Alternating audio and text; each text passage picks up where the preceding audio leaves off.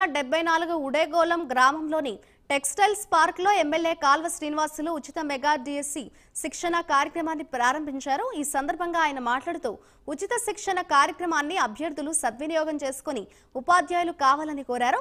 Mega డిఎస్సిలో ప్రతిభ చాటి ఉద్యోగం సాధించడంతో పాటు సమాజానికి వారి సేవలు ఉపయోగపడే విధంగా ఎదగాలని ఆకాంక్షించారు।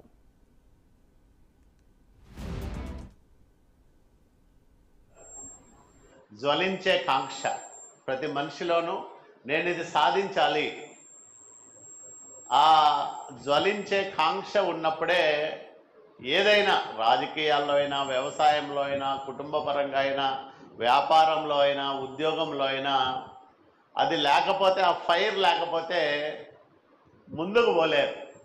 ముందుకు వెళ్ళగలిగినా కొంత దూరమే పోగలరు, కానీ బియాండ్ ఏ పాయింట్ మీరు ముందుకు పోలేరు।